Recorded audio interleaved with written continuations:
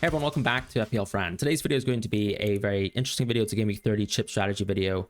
I'm recording this right now before the FA Cup games have happened. And the reason why I'm recording this before the FA Cup games have happened is because there's absolutely no way I'd be able to really record my full thoughts and create an in-depth, detailed video, kind of letting you know how to manage the rest of your season from a chip strategy point of view. But I think what is helpful is that I can give you all the information that you need so that when these FA Cup semi-final games are concluded, or rather the quarterfinal games are concluded, which then creates the FA Cup semi-final matches and therefore the double game week 33 games potentially, or the blank game week 34 postponements at least, you'll know what to do. So I'll first of all explain why the FA Cup quarterfinal is important and what that means. And then I'll actually talk about a chip strategy sort of discussion, a deep dive into what I think about all the chips left, what you should do and what you could do with all the chips left, and some things that I think are very important to think about from a strategy perspective, regardless of chips, right? Just thinking about what your wildcard teams want to look like or what they should look like and why. I'll also finalize this video by quickly just discussing some of these AM windows left, because unfortunately with the rest of the season, you probably have to decide quite early now where you're going to use the AM chip if you haven't used it already. A lot of people I recognize have already used their triple captain, have already used their AM. I'll still be discussing about generally strategy options for people who have less chips and also people who have all their chips left.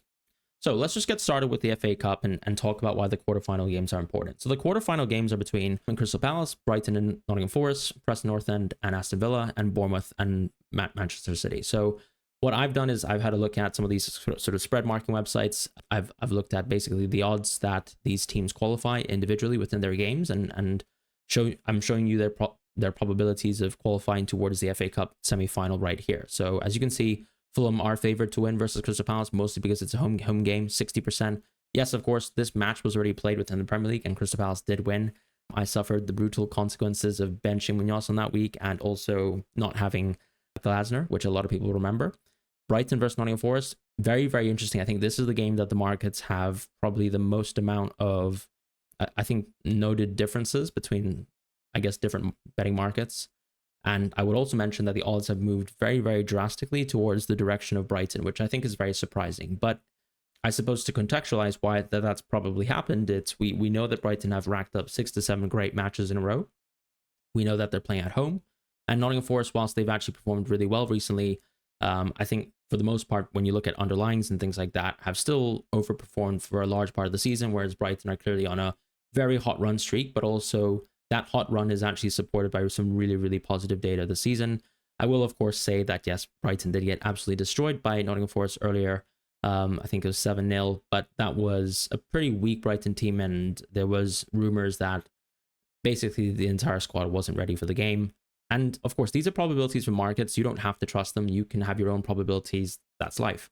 Preston North and Aston Villa is just 94% towards Villa, and then Bournemouth versus City, 36 and 64%. Now, what's interesting about those two last games is actually the Game Week 34 postponements, which would happen as a result of the FA Cup quarterfinal games concluding, actually are quite interesting, right? Because Brighton versus West Ham would be a potential Game Week 34 postponement. As you can see, the odds that we just saw previously for the FA Cup semi-final probabilities are pretty much mirroring exactly how the postponements will fall in Game Week 34.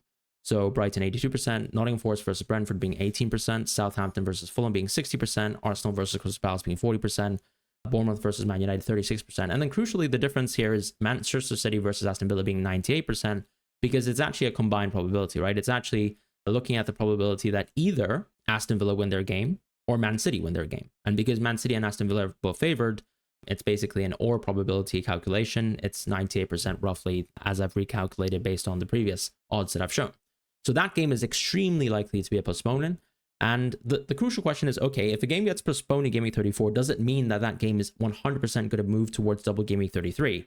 And I think my default answer is no, it's actually not 100% likely. And based on some of the sort of reschedulements this season, I think we've seen that kind of crazier things can happen. But generally speaking, I think if a team is involved within a European competition or still is involved within a European competition, then it's very likely to create a double game week in 33, because as we've seen this season, you see that the Premier League and also I guess even, some TV broadcasters as well who are involved in sort of making these decisions have allowed for games to happen earlier rather than later. And the reason why you want these games to happen earlier rather than later is because if Arsenal, if Aston Villa, and if United are all likely to advance much further towards their Champions League campaigns, their Europa League campaigns, you don't really want them to have much more fixture congestion later into the season when they're very likely to have midweek games filled with European games. So it makes more sense, and I think it's very likely that those games, specifically that I mentioned, Arsenal versus Crystal Palace, Bournemouth versus Man United, and City versus Aston Villa, to happen in double game week 33. Now, with Nottingham Forest versus Brentford, what's interesting is they play their match on game week 33 on a Monday. So that's very unlikely, or rather, Nottingham Forest's match in game week 33 happens on a Monday. And so it's very unlikely that game week 34, that match, Nottingham Forest versus Brentford, is likely to be pushed towards game week 33. So what I've seen per suggestions is that that game could go towards game week 35, which is very unlikely, but more so it could actually just go back towards the midweek in game week 34, or it could just go simply towards a potential double game week 36. So that's the very specific game where I think there's a small little asterisk around that one. And the other two games in terms of probabilities are Brighton versus West Ham and Southampton versus Fulham, both games which are very unlikely to, move out of game week 33. But because these teams are not involved within European competitions, it's possible actually that the game could actually just move towards the midweek in 34 as well. So that could happen, but I think it's unlikely. And I think it's more likely, based on what we've seen in the past, that these fixtures all fall towards double game week 33. But that's why this is interesting, right? We don't have full clarity, despite even if we, let's say these FA Cup semi-final probabilities were binary. If you suddenly know Fulham are to qualify, Brighton are to qualify, Aston Villa are to qualify, and Bournemouth are to qualify, you wouldn't know actually whether these games will 100% go towards double game week 33. So that's why I think a lot of people have been quite hesitant towards wildcard 30, because it's all about when you get the information as to when these fixtures, specifically the postponements in game week 34, will be rescheduled.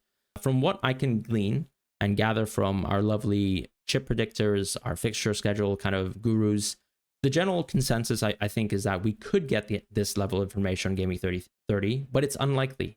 It's around a sub 50% chance that we get this information. The reason being, this season, all the fixture postponement information that we've gotten has come on a Friday. Unfortunately, with game week 30, that's a Tuesday evening deadline. So you're not likely to get the information for where the games are being rescheduled, specifically from a kind of game week point of view, by game week 30. Now, instead, game week 31 actually happens on a Saturday. And so it's very likely, and a 95% chance, that we actually get the information there, because of course, the Saturday comes after the Friday, where we might get all the news. Now, there could even be a small percentage chance that we don't get the full amount of information by game week 31, and instead we get it on game week 32. But that's a very small probability, and I think I'm not going to discuss it too much. Although I will just mention that it could help by just being sold with the people who don't have many chips left to just wildcard on 32 and to have the full amount of information and to have an information gain versus the rest of the field. For most people, though, I think a lot of us will be encouraged to wildcard on 31, and I think we expect wildcard 31 to be able to work out in that sort of manner. But I think I'd also like to say that if you're planning to wildcard on 31, maybe doing early transfers wouldn't be that amazing, because you still want to actually see the news come on the Friday before your wildcard. So something to point out. And another point out or another sort of fact based on FA Cup games or based on future postponements that I'd like to mention is the possibility of a double game week 36 and how that's created.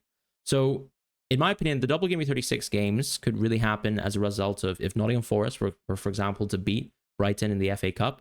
And as I said, that game is maybe quite unlikely to go towards game week 33. So that game could be rescheduled towards game week 36. So that's one possibility. The other possibility is that the teams within the FA Cup final could blank in game week 37, depending on how the PL decides to sort of reschedule games. So any team that could get towards the FA Cup final and therefore play someone, right, and have to play someone in game week 37, that game could move towards double game week 36 instead. And then the last possibility is if a team is involved within the Europa League final, it's very likely and possible that the Premier League could kind of support those teams by giving them a little bit more rest by moving their game week 37 matches, towards double game week 36. So you've got three different possibilities of how we create some double game weeks in 36. But actually, I still think, looking at the probabilities based on simulations run by some analytics gurus, that actually it's still very unlikely that we get more than one double in game week 36. Whilst it's possible we could have two, even 3. It's very, very slim, and it's more likely that we have either 0 doubles in 36 or 1 double in 36. The only reason why I mentioned this is important is because you could, particularly for the people who have saved their triple captainship, for people who have saved their assistant manager chip, you could still have a double potentially on 36. So something to point out at this moment in time. Now we're going to move over and away from these kind of FA Cup games. The last thing that I actually like to leave with you guys as people who want to understand the landscape is that Arsenal versus Crystal Palace game, I think, is very, very important when it comes to FPL, because the way that Crystal Palace is quite important towards a chip strategy is as follows. If you wildcard on 30 or 31, you're very likely going to have 3 Crystal Palace players within your team. And if Crystal Palace double Gameweek 33, you're probably actually going to pursue a 3 at 34 strategy, because if they double in 33, you want to keep those players right within your team, and you don't really want to, I guess, free hit against that. It would sort of invalidate the purpose of having all these lovely Crystal Palace players who you already have in place for the double in 33. On the flip side, if Arsenal and Crystal Palace, let's say, isn't a blank, and it suddenly is a game that just happens in Gameweek 34, then actually 3 at 33 is quite interesting, right? Because you've got 3 less doublers now in double Gameweek 33, and you probably actually want to have a strategy built around 3 at 33. So that's why I think Arsenal versus Crystal Palace is such an important match. Another added element that I'll point out to is Newcastle versus Ipswich also happens in Gameweek 34. So if you're pursuing a 3 at 33 strategy, it actually feels really good if you know that, let's say, Arsenal and Crystal Palace is going to happen in Gameweek 34, to have so many Newcastle and Crystal Palace players, because you know that, first of all, those Crystal Palace players will just play in Gameweek 34, and you'll also know that you'll have an amazing team for 34 because you'll have 3 Newcastle players against Ipswich at home. So that's something I like to point out, and why it's so interesting that we have a double game week in 32 this season, and how much that influences your potential free hit strategy. So something I'd like to point out at this point in time. Now let's actually move on to what I think you can do with the landscape, and let's look at the landscape from game week 30 to 38, potentially what we could do. One thing I'd like to point out is I haven't included any triple captain windows specifically on this kind of chart. I think what I will say is that you can triple captain on any good single game week fixture. You could potentially triple captain it if we have a double in 36, which is still quite unlikely. And you could also triple captain on 32 or 33. Now, if you wildcard on 32, you obviously can't do that. If you wildcard on 31, you can still do all of these options. If you wildcard on 30, you can still do all of these options. But you might not have the information on whether you could pursue, let's say, a good triple captain on 32, because it could, let's say, conflate with your potential bench boost on 32. So triple captain, I think, is up in the air. It's a chip that doesn't really, in my opinion, impact your transfer strategy. So that's why I've kind of removed it from this kind of schedule. But the idea, I think, is if you wildcard on 30, I already told you, there's a small possibility that you don't have a good understanding of where the fixtures will fall on 33 and 34 and 36 as well. So that's a small concern. But I still think that the strategy that's probably the strongest is actually to align yourself towards a bench boost 32 and a potential 3 at 33. But you could also do the opposite in 3 at 34. So the reason why I say this is because you know what the Newcastle and Crystal Palace double is. You can guarantee that on wildcard 30, and you can build towards a bench boost on 32. And then you can kind of think about, okay, I'm saving up my other transfers so that I can pursue a 3 at 33 or 34, depending on what happens with, let's say, Arsenal Crystal Palace, where those games are sort of rescheduled, that sort of thing. And then you've got a general AM window between game week 35 and 38. One thing I'd like to mention, though, unfortunately, is that if you do have the AM chip left, I really think that it's actually not that good to wait for the AM to kind of happen on game week 35 or 36.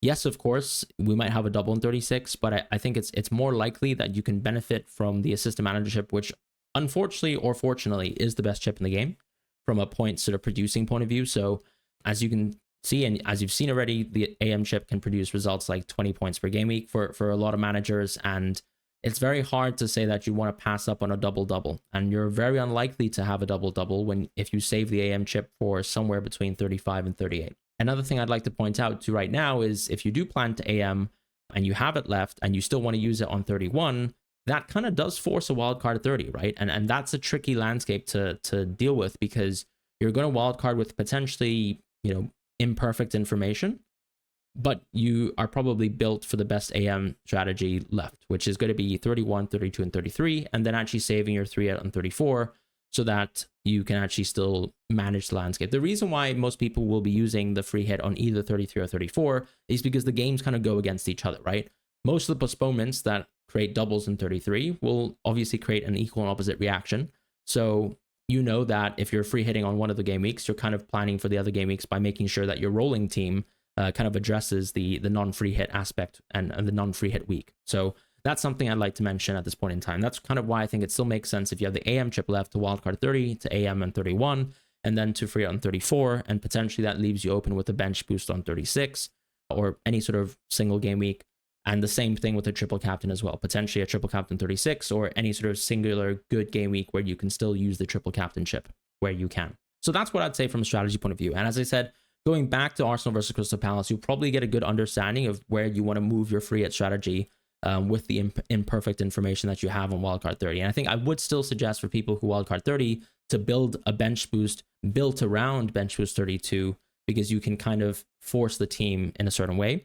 Whereas with bench boost 33, if you suddenly build a wildcard 30 draft that plans for a bench boost 33, you might not know where the games will land. You might have a good guess, and as I said, the postponements, you'll have binary information in terms of what the FA Cup semifinals are, but you don't know necessarily whether they're going to fall in WW33. You could punt towards that, and that could work out, because I still think at the end of the day, bench boost 33 on paper is better than bench boost 32. So that's the only thing I'll mention at this point in time. But it also kind of forces you towards a 3 or 34. And if you actually prioritize, let's say, going for a 3 or 33 strategy, that could go against the bench boost as well. So you've got 4 strategies potentially here, generally speaking.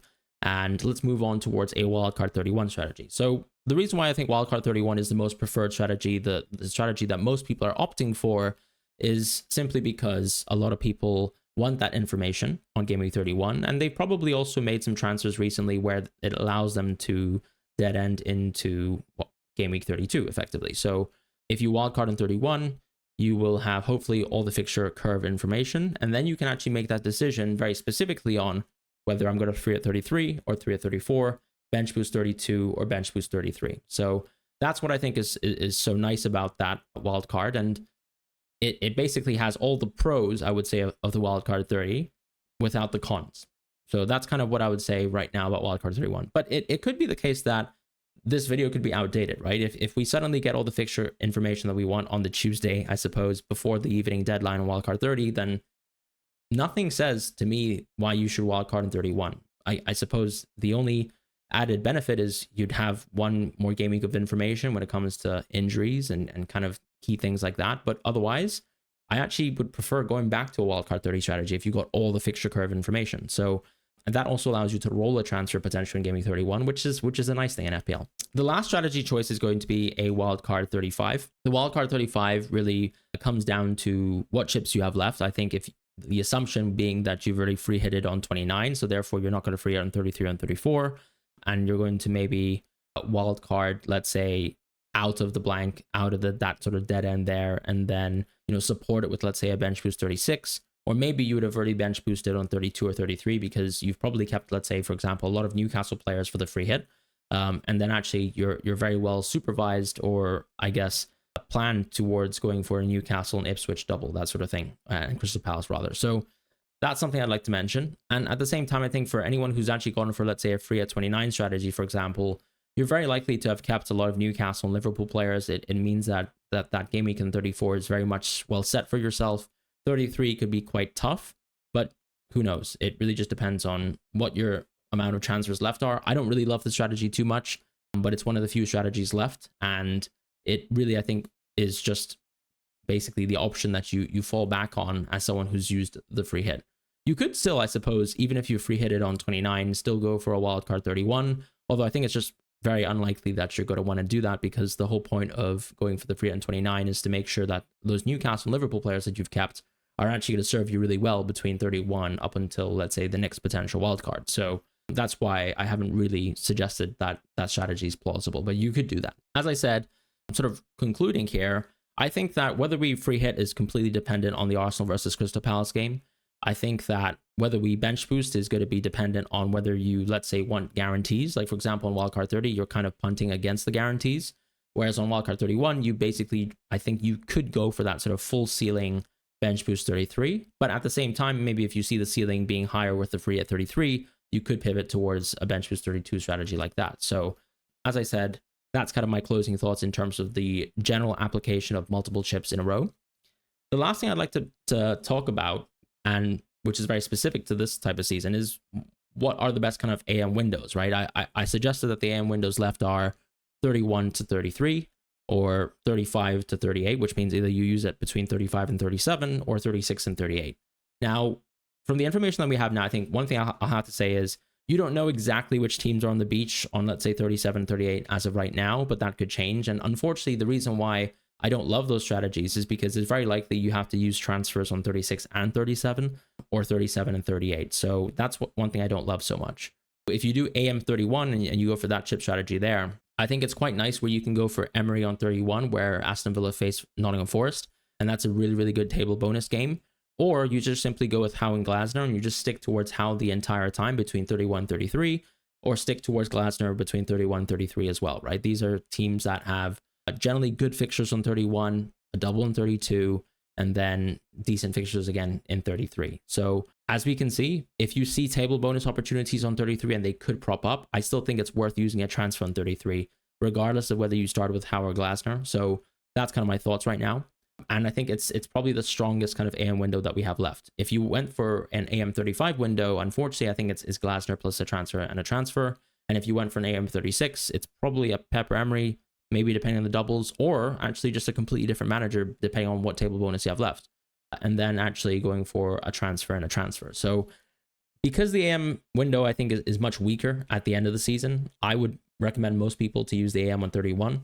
And that's kind of my thoughts on the AM chip for now. I think what we've seen so far from some of the case studies, I suppose, which would be all of us who've already used the assistant manager so far, is that the AM chip is absolutely worth transfers week to week, and chasing table bonus week to week, even if you have to take hits, I think is the most recommended path, because you're really speaking about, I guess, managing a ceiling of 8 points versus 20 points. And in most cases, I would always take the opportunity to take a hit as long as the probability of actually achieving that table bonus is quite sound. And I think week to week, and these you have 1 to 2 options almost all the time where those options are presented for you as managers, and I would take those opportunities. I think the only difference between this sort of window with, let's say, AM32 is that I think the double game week ceiling is not exactly quite the same this time round, where you have the opportunity in the previous double game weeks to kind of chase against Liverpool and to go against Liverpool and chase table bonus there. A lot of the doubles will be quite flat, unfortunately, between, let's say, Howe and Glasner, but it's still very strong. I think it's much more robust than 35 and 36, and that's kind of my closing thoughts on the assistant manager chip. But that's going to round out the video when it comes to chip strategy. I think a lot of people have different chip strategies, and as I said, you can go against the field, and you can understand that. I think a lot of the decisions left for most managers is whether you wildcard in 30 or 31, generally speaking, from a meta perspective, and then also whether you free hit 33 or 3 at 34, and then also whether you bench boost 32 and bench boost 33. Because the triple captain chip is the chip, as I said, that doesn't really influence your transfers. I'm not really going to talk too much about that. I think you can just choose whenever you want to use it. As has already been the case this season, any Salah double is great, but there's no more Salah doubles. So you're kind of left with some great singles, I suppose, that are non-Salah, or that could still be Salah or non-Salah related. And then you have some doubles, of course, left for some top players like Isak, for example, in Gameweek 32. I think that's generally probably the strongest singular triple captain that we have left as a closing thought. So if you really prioritize that, then that's there. But I still think in terms of the order of chips, AM's the strongest. Bench boost probably after that. Free hit also probably, I would say, close. Free hit's an interesting one where I think just looking at some of the free hits this week, you can see some people getting something like 70 or 90 points, but that's also possible if you just made the right, I suppose, game week transfers as well, right? And it comes down to whether you invested into things like United Defense, Bruno, captaining Bruno, things like that. So the free hit is quite variable, whereas the bench boost is always going to produce, I think, a high floor and a lower ceiling. The free hit can go multiple ways. Last season, we saw a double game week 3 hit go absolutely nuclear. It could be the same case this season as well, but we could also see some really nice floors and ceilings depending on whether you use a free hit on a blank or a double. I don't think there's necessarily a truth with regards to whether the free hit is better used on a blank or a double. It always depends on the amount of blanks you have, the amount of doubles you have, and also ultimately whether you get lucky with that. So those are kind of my closing thoughts. Thank you guys so much for watching. I hope this helps out with your chip strategy decision making. I hope it also kind of exemplifies how you can kind of understand the fixture landscape going ahead, and what to make of these FA Cup outcomes when we see them culminate in the quarterfinal stage. So thank you guys so much for watching once again. See you guys soon. Take care and goodbye.